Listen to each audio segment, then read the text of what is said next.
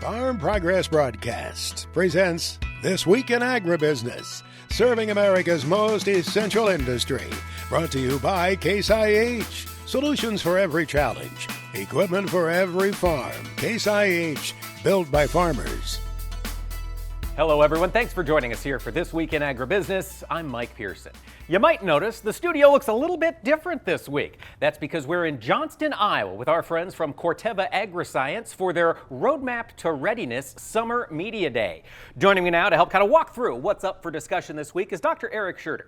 He's the Crop Protection Marketing Technical Lead here with Corteva Agriscience. And Eric, it's got to be exciting to tell the story of what you're doing here to these folks from the media. Oh, absolutely, Mike. When you get the folks from all across the United States coming in to see our innovation, our new products, the new things we're launching to our customers, I mean, you couldn't ask for a better exciting time.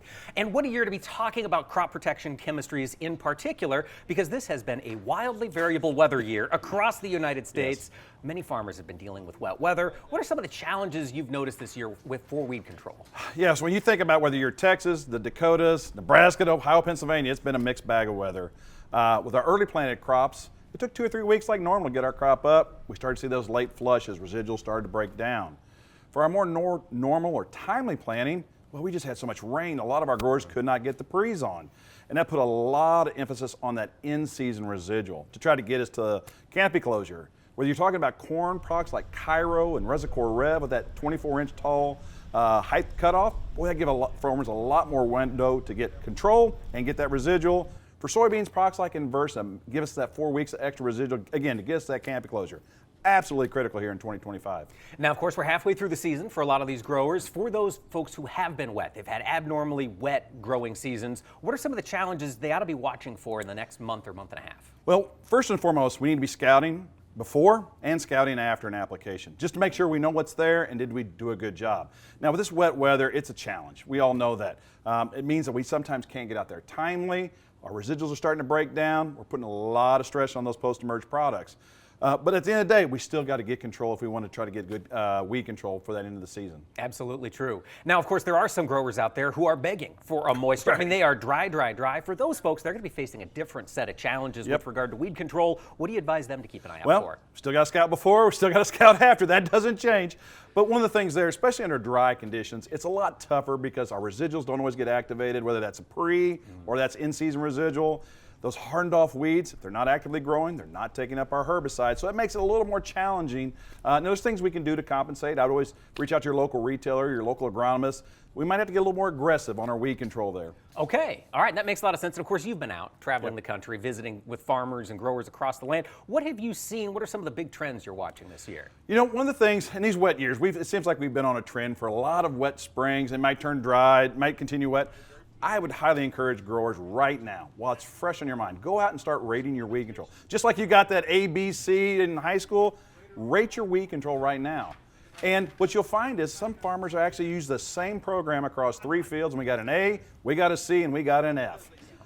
So what happened? That's what these years really teach a farmer, what to go back and go, how can we minimize that problem in 2026, 2027? What do we need to tweak or change? So it's always really important to look back right now and then when you're in that combine. That last trip across the field, that big window in front of you tells you a lot. It's a good time to take some notes. It certainly is. It certainly is. Now, of course, if we've got farmers out there who want to get that started, they want to start grading their field, are a little nervous about where or how to start, where would you recommend folks go to get more information or get pointed in the right direction? Absolutely. Always reach out to Corteva.us. You get a lot of our technical guides, our handling guides, everything you need to know about weed control.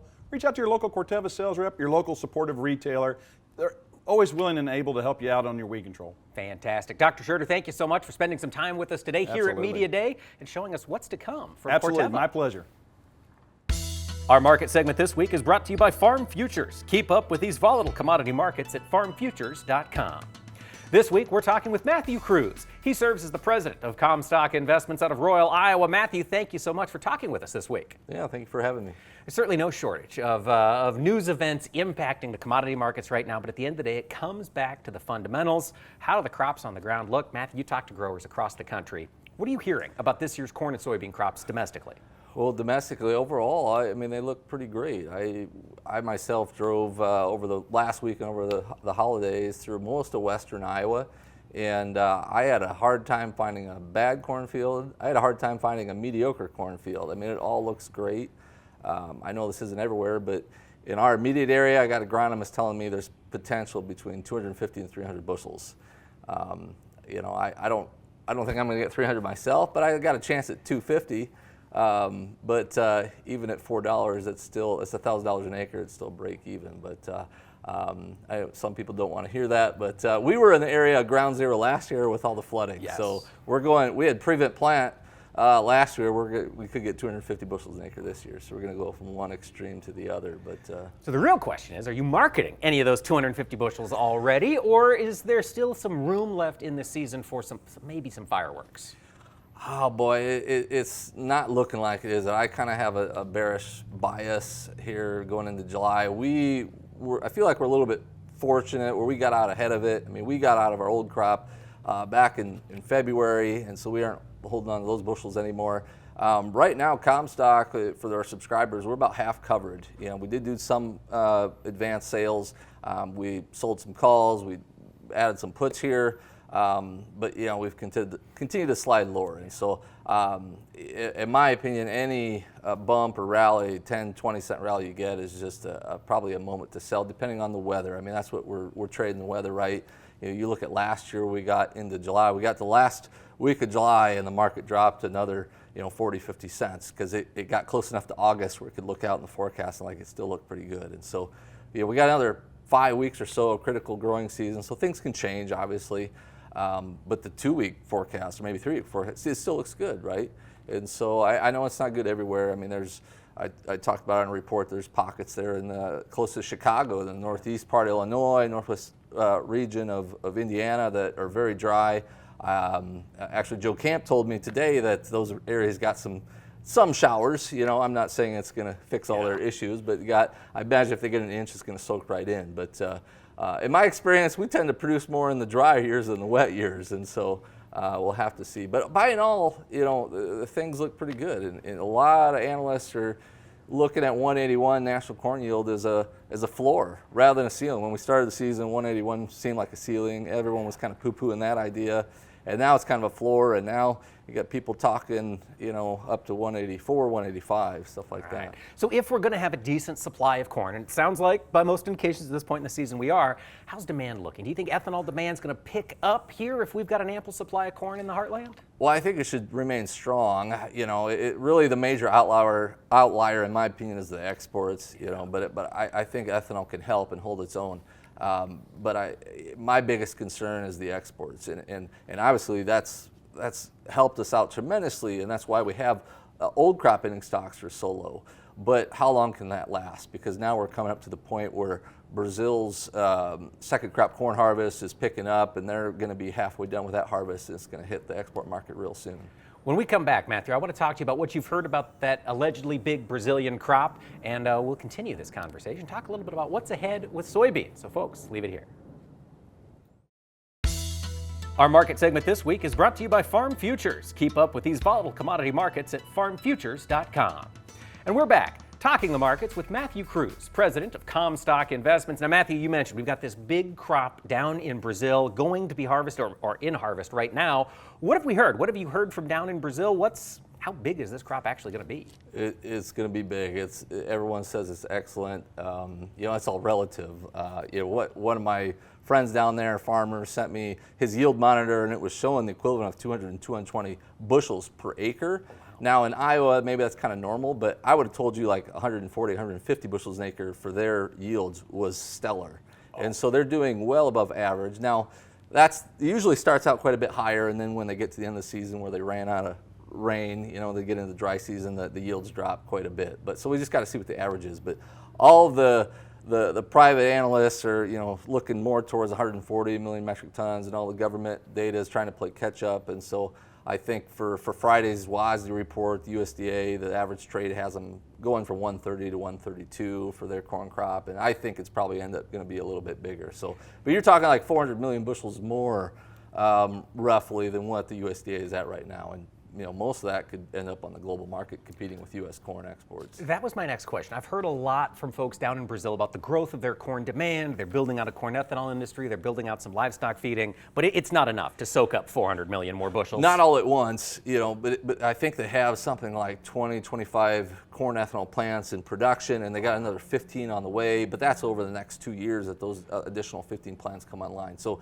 yeah, we're projecting strong and steady growth for domestic consumption in Brazil, but it can't absorb 400 million bushels more all at once.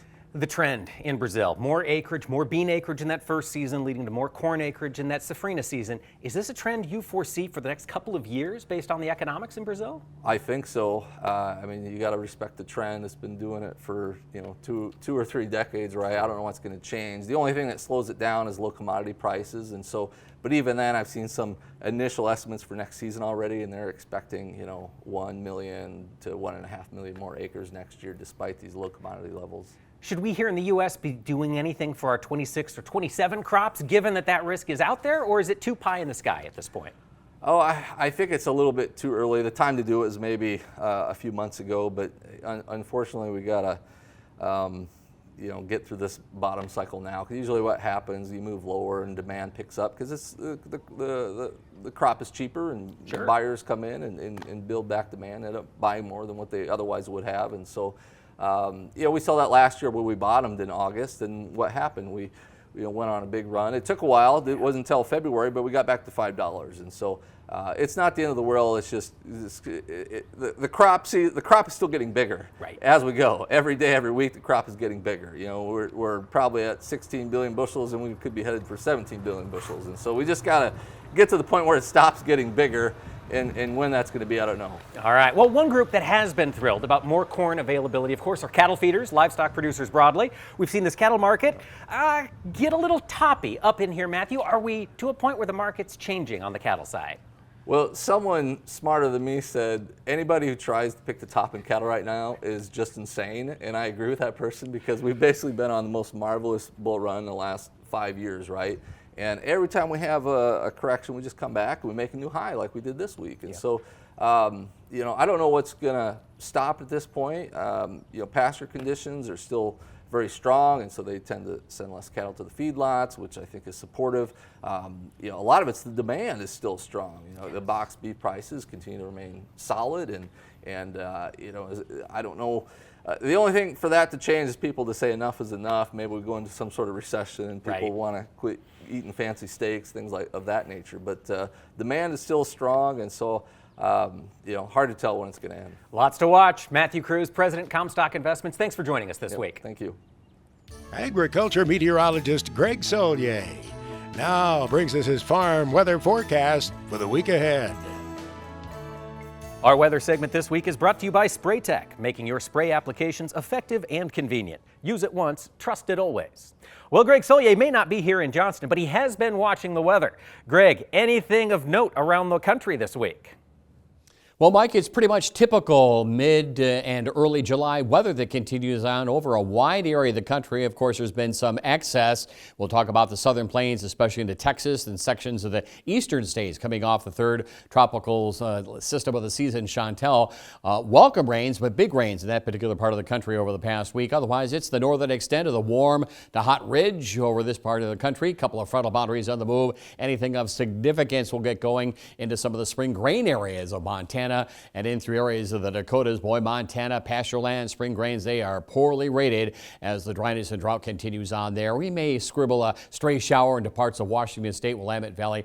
That's it. This frontal boundary will be weakening, little if any organized moisture. We are watching, though, some areas of fires into the northern Great Basin, parts of the northern Rockies because of these dry base thunderstorms. They look impressive, a couple of drops of rain, but more or less lightning, which sparks the fire, and there's a lot of tinder and fuels out there in the Pacific Northwest and parts of the northern plains. This system will drop to the south and east with slightly cooler, drier air in across the Dakotas. Not much going on other than heat at 100 to 110 degree readings across areas of the central and southern valleys. That cotton operation bowling right now at about 60%. That is double the 5-year average. Irrigated varieties, of course, in through California. And the monsoon setup continues on a little more than last week, including parts of western Texas, and some of those storms may may be capable of large hail and wind, and hence severe weather potential over parts of the high plains. Triple-digit readings here with an afternoon thunderstorm or two extending into parts of the Sierra Ranges. Back into the northern plains again,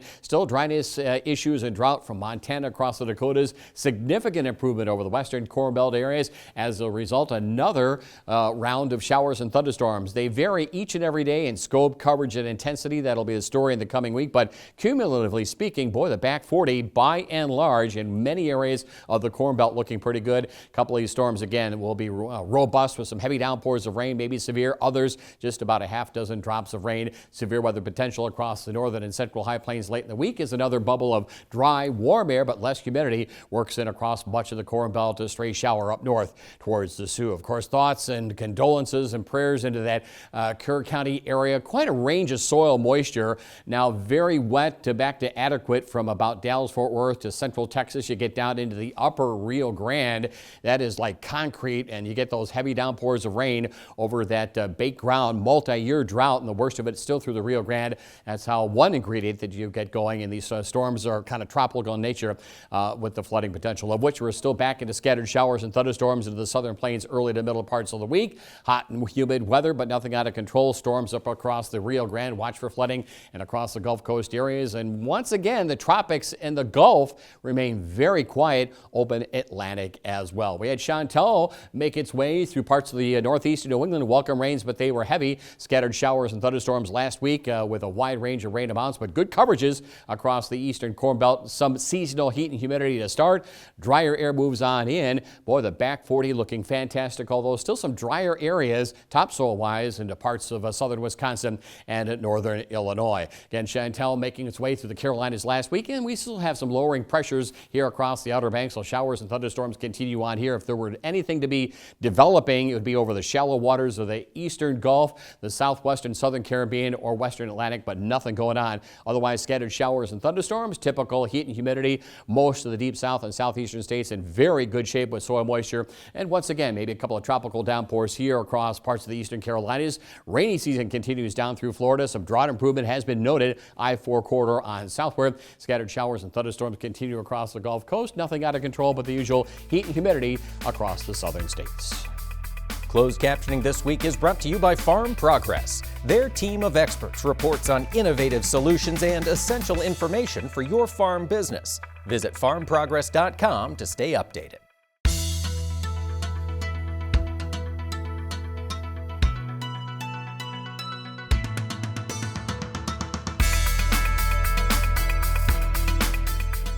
Welcome back, ladies and gentlemen. We're still here at the Corteva Agriscience Media Day in Johnston, Iowa. They've got a lot of innovations coming for crop growers in the future. One of them up for discussion today is a new fungicide called Forcevo. Joining me now to break it down is Mike Iberger. Mike serves as the U.S. marketing lead for Corteva Agriscience. And Mike, fill us in. What is Forcevo? Yeah, so Forcevo is our brand new fungicide we're bringing to market with 3 mode of action, including a novel SDHI. And really what that's doing is forcing control of all these diseases in corn, soy, and including wheat. So really, as we look across the spectrum of the key diseases that's really controlling, right? You think through tar spot being a major one hitting the U.S. this year, northern corn leaf blight, gray leaf spot, even frog eye leaf spot in soybeans. So got a wide spectrum of control that we've got across multiple crops. And then ultimately, when you think about the crops that we can apply this on, the diseases it can control, the benefit to the farmer of utilizing Forcevo through our Corteva Agriscience True Choice program can maximize the true benefit across all their acres and maximize their return on investment. You mentioned that True Choice program. Yeah. For our audience who maybe aren't familiar with that, could you give us some more details? Yeah, so really it's a prepay program offered through Corteva Agriscience that allows additional discount on their Corteva crop protection products to use in season. So those farmers out there that are currently purchasing those products, it's just additional incentive, additional discount they can achieve just working with their local retailer. Now, one of the trends I've seen, and I'm curious to hear if you've seen it as well, is more fungicide applications, even without disease examples in the field themselves. Is this a trend you're seeing across corn and soybean acres as well? Yeah, I think truly what we're seeing, you look across what we've got here for the innovation site today, The crops have never looked better, but we've got so much moisture across the U.S. this year that disease is prevalent, and there's so much more of a focus on plant health, right? How do we maximize grain fill in particular throughout the growing season? And realistically, the biggest way to maximize grain fill, maximize return on investment through yield, is the promotion and use of a fungicide. We're keeping that plant alive longer. We're keeping it working and growing those seeds even longer into the season. Is that right? Bingo. Yeah, exactly. So, right, the leaf intactness, keeping that plant material green, allowing it to absorb that sunlight is such a key factor, and minimizing as much disease pressure as possible is absolutely critical with these fungicides. So we've got Forcevo coming. Hopefully by spring planting of next year, it'll be in farmers' hands? Yeah, so we're pending registration approval right now, but we're fully anticipating that really as early as end of this year, so in time for application for this coming season. So Forcevo, coming on the market, you mentioned how it's unique. What does that mean in the field? What are farmers going to see with an application of Forcevo on their plants? Yeah, so with Forcevo, we've got a novel SDHI that's going to provide a little bit of additional curative measure there. So we've got, with this fungicide, preventative as well as curative. So you got two different methods of how we protect that plant, but ultimately what really stands out as the differentiating factor is the range of control. Most fungicides on the market today can maybe only offer up to maybe 21 days, 3 weeks of coverage, right? Where Forcevo differentiates, it's 30 days of control, which is pretty unique across the industry. And you think through, even in a cornfield, right?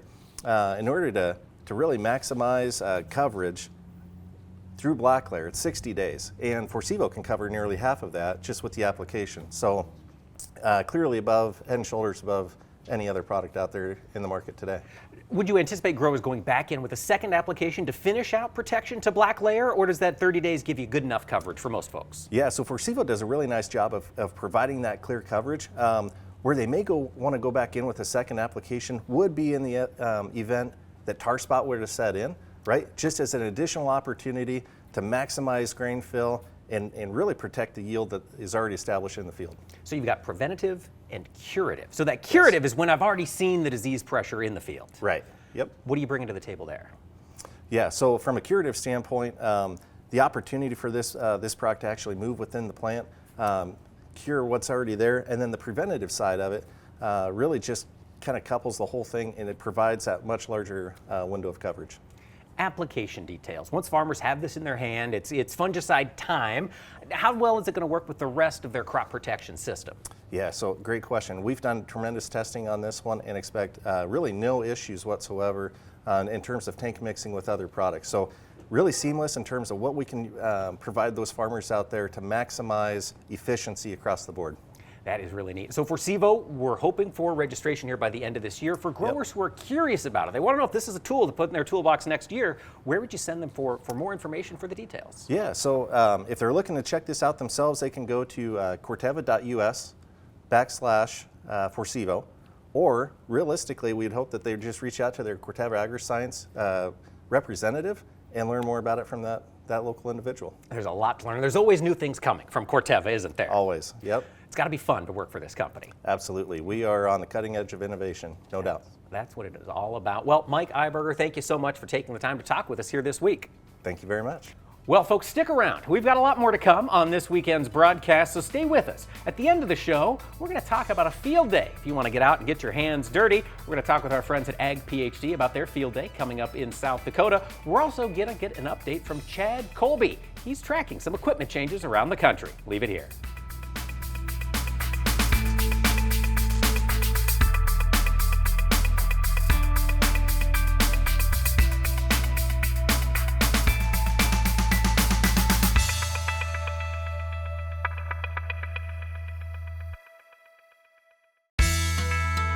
Farm Progress Broadcast presents This Week in Agribusiness, serving America's most essential industry. Brought to you by Pioneer. Plant with confidence. Plant the #1 corn and soybean seed of the U.S. Pioneer. Welcome back to This Week in Agribusiness. We're here at the Corteva Media Day in Johnston, Iowa, but recently I had the chance to talk with Paul Brisebois. He's a senior vice president with AGI, and we talked about how farmers are making adaptations to this tight farm economy. Well, Mike, you're right. It is a tight farm economy this year, and I think all farmers would agree that every year has different challenges. So, this year, battling with lower commodity prices, variable weather across the entire U.S., whether it's storms in South Dakota and North Dakota, or dryness in other areas, and too wet in the east, just variable results across the board, and tariffs that are impacting commodity trading and what's going on in the business. So most farmers that I'm talking to are really focused on grain storage. And in times where commodity prices typically are lower, the ROI, the return on investment with grain storage, will always play out, provided you have the dollars to spend on it. The really good news is that with the new bill that has come out in the U.S., it's very favorable for U.S. farmers to make investments going into this year. So I think that will create more opportunities for us as we go into the second half of this season. That's a really good point, Paul. And as farmers look to capture that ROI from handling more of their grain on their operation, what are some of the major trends that you're seeing out in the field? I would say the major trends are for larger storage bins. So permanent handling associated to those storage bins. So anything that really simplifies the operation and drives efficiencies on the farm are very important. The other one is bin automation. So our AGI Bin Manager program allows producers to store grain, to watch the temperature, the moisture of that grain, and to ensure that that commodity is going to be as safe as possible. And, I always talk about it from the standpoint of it's like a bank account.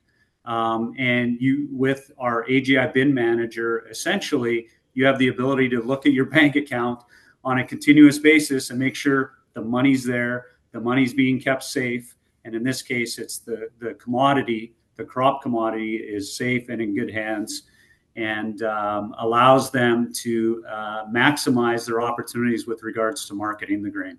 That's a great point. Quality grain in a bin is just the same as cash in a bank account. Paul, with that being said, and farmers looking to optimize their operations, what types of equipment do you see them prioritizing?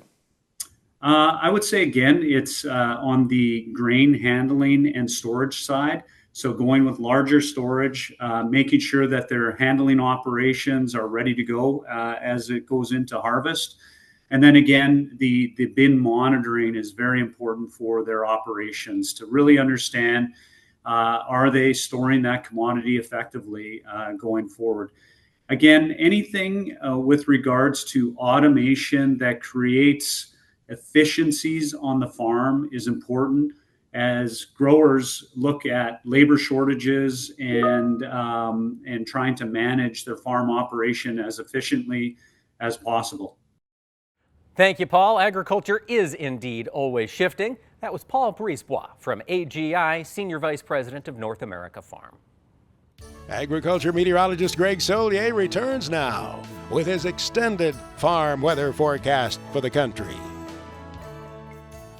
Our weather segment is brought to you by SprayTech, making your spray applications effective and convenient. Use it once, trust it always. Greg Solier has been keeping an eye on those maps and charts. And Greg, I know there was concern earlier in the season about a drought. Do you see those risks still out there today? Well, Mike, still no sign here of a flash drought, and I think that's the only way we're going to see things materialize from a drought standpoint, except for areas that are already in the dry and drought-ridden weather pattern, in particular parts of the far west and northwestern Corn Belt back into the northern plains. Then we'll get some decent coverage on shower and thunderstorm activity, while each and every go-around will tend to be scattered. The cumulative effect will be maybe a half to an inch worth of rain over many areas of the Corn Belt. And we still have a system that may come ashore here as a depression or a weak low, enhancing the afternoon showers and thunderstorms in this part of the country. Pressure is beginning to lower as well over the southwest Atlantic. I think it's going to be well into August and September before things get get going. And the downpours continue on. Southwestern states and a couple of more showers and thunderstorms with cleanup and recovery down in through parts of central and south Texas. Here is the heat beginning to evolve northward into Washington state, southern Canada, and parts of the northern plains. Of course, the worst of the drought pattern continues here. Below average temperatures over the southwest because of cloud cover and the monsoon setup. In some days in some areas have been pretty respectable. But again, you got to watch for the flash flooding. Warmth across much of the Corn Belt, but nothing out of control. A little cool pocket for the northeast of New England.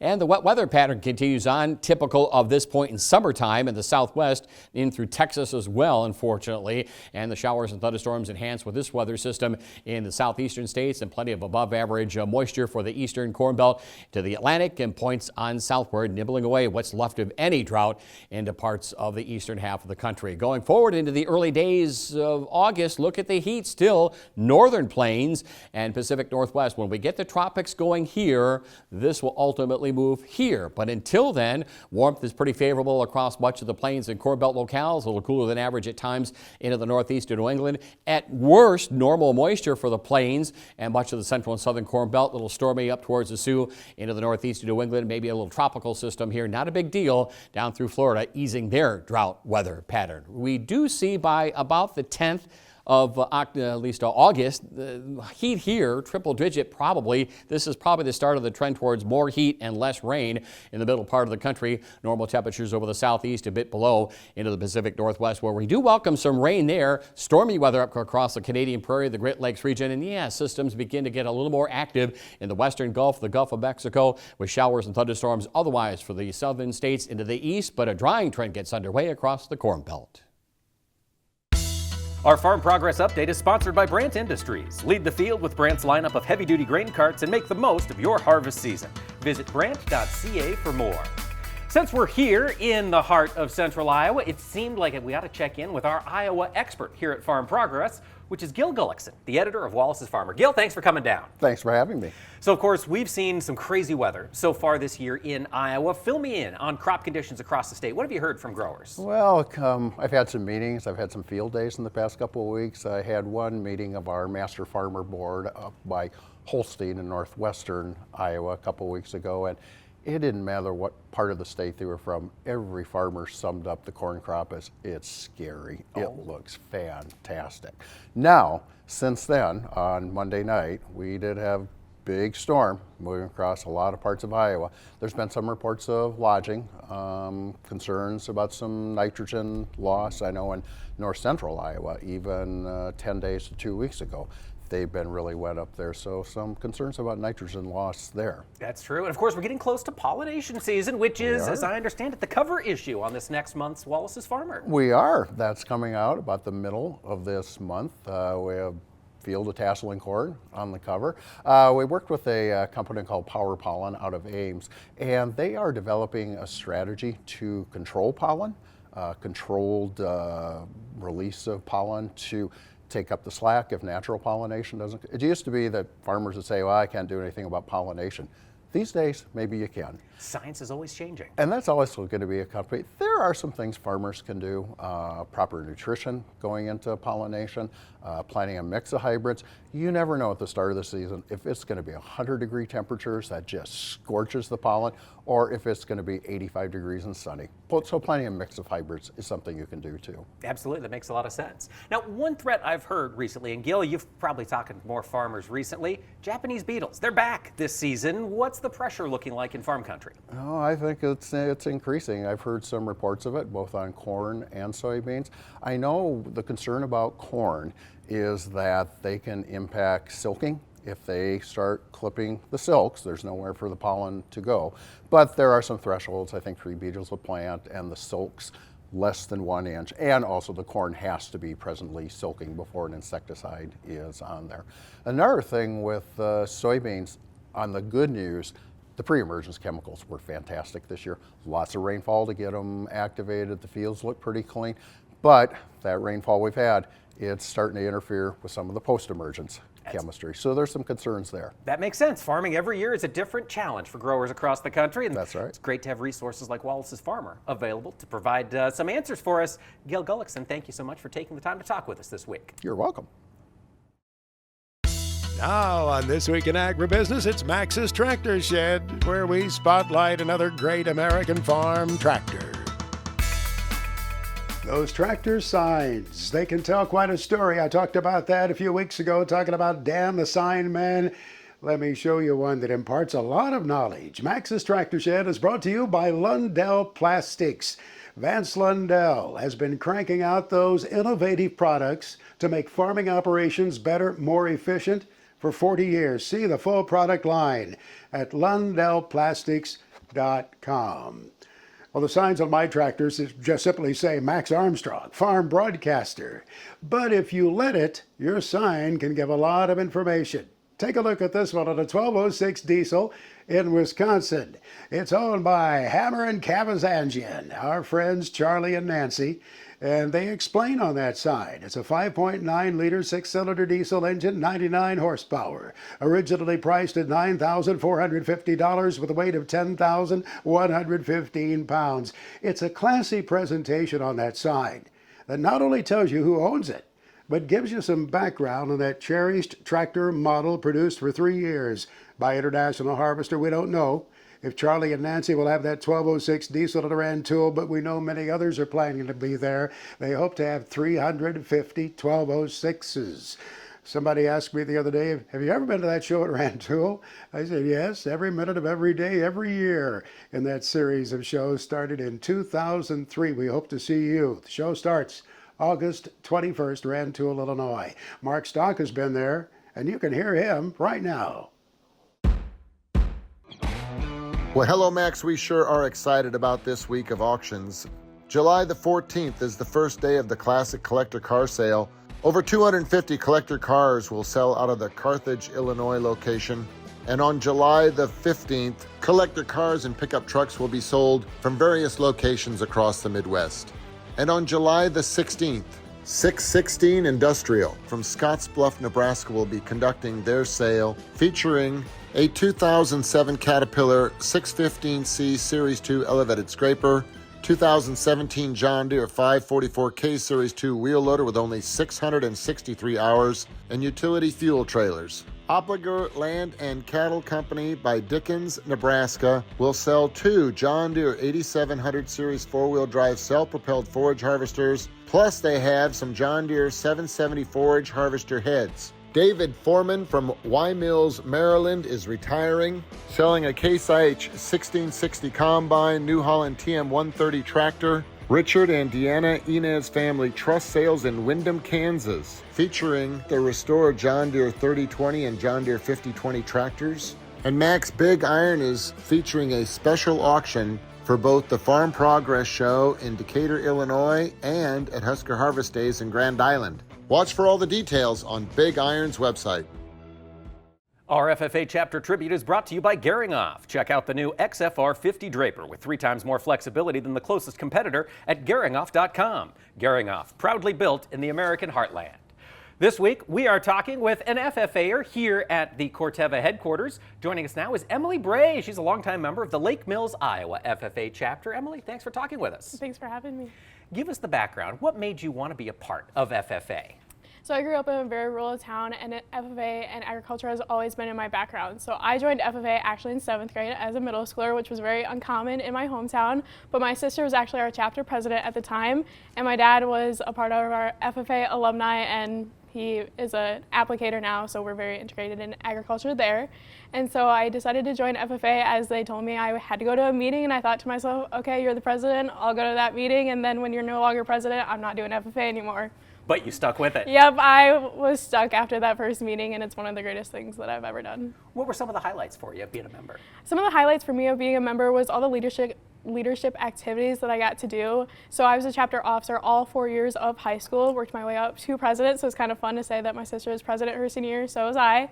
And then actually this past October, I got the privilege to go attend the National FFA Convention where I earned my American degree. So that was really fun to look back and reflect on all the experiences, friendships, memories throughout the years, and get to officially unzip my jacket for the last time. Well, congratulations on the American degree, Emily. Do you feel like FFA prepared you for a career in agriculture? Absolutely. FFA prepared me for my career in agriculture in multiple different ways of just my leadership, my public speaking, and All of it. Yep. Yeah, you've got the full potential, and now you're working in the industry. Do you hope to stay in agriculture? Absolutely. My goal is to stay in agriculture. I don't know exactly where yet, but I hope to be there forever. Well, we hope you are too, Emily. Thanks so much for taking the time to talk with us. Emily Bray, Lake Mills FFA. Colby Ag Tech is brought to you by AGI, supporting your expertise with industry-leading grain handling, storage, conditioning, and monitoring solutions. AGI, we're right there with you. Farmers across the country have seen more red implements in recent years, and I'm talking about Horsch. Chad Colby dives into how that company has changed their offerings in recent years. Horsch has been in the United States now nearly 25 years. They're largely been known for their high-speed tillage tools, like the Joker you see right here. The Joker was kind of one of those first tools that came in and could manage all that residue that's generated from high-yield corn or soybeans, whatever you're working on. And it's become very popular. They've also expanded into primary tillage as well. And then as they developed, they moved into planters here in the United States. And I must say, if you do any research on Horsch or talk to them, you'll realize really quickly they're farmers first. And they really try to tackle the needs of farmers. They want planters that can get down the road easy, that are easy to maintain, and have a lot of features. And recently, I talked to the local field rep here in Illinois, and he was pretty excited about the upcoming farm show where they're going to debut their new 90-foot planter. So things are getting kind of big at Horsch. And this 90-foot planter is going to have all the technology that you would imagine, and I kind of am looking forward to seeing it in person. One thing that's interesting about their equipment is because they engineer it in Europe and certainly develop it here in the United States for our market, it's not too big. They've somehow figured out how to make it small enough to get around the roads here in the U.S. The other thing you're going to have at the Farm Progress Show is their self-propelled sprayer. And if you haven't figured it out really quickly, it's got a massive boom on it. It's loaded with technology such as camera systems for guidance. They've got a new monitor system inside the cab he was telling me about. That's brand new. I thought it was pretty cool. It's got a camera out on the end of the boom. And of course, the huge size of it. This thing's got a 160-foot boom. It's going to be a lot to see at the Farm Progress Show this year, and I can't wait. For This Week in Agribusiness, I'm Chad Colby. Well, folks, when we come back, we'll take a look at some ways that you can get out in the field yet this summer. Stay tuned.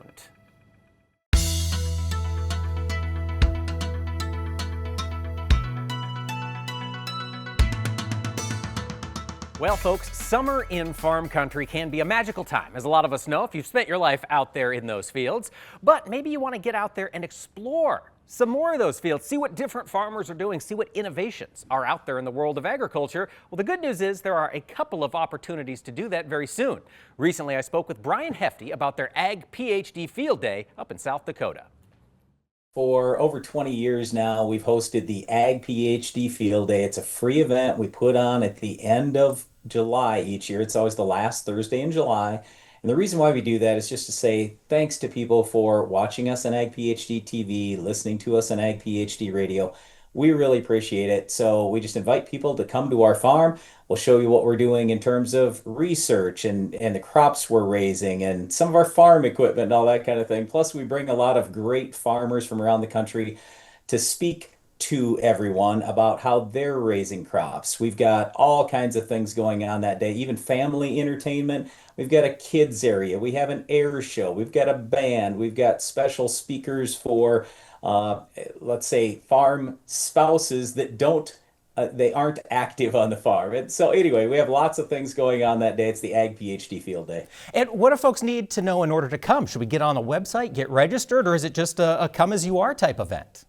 Yeah, so you can just show up if you want, but just go to agphd.com. We do like it when people pre-register, just so we have a general idea how many people are going to show up. I often tell this story. We've got a caterer who can handle our event, and so they've served as many as 7,000 people in like 20 minutes before. It's unbelievable what they do, but the only person that can pull that off is a farmer. Our caterer is actually a large farmer that we work with. So anyway, it's a super fun event, and yes, you can just show up if you want. Our farm is located just north of Sioux Falls, South Dakota, so it's just into South Dakota, right off I-90, I-29.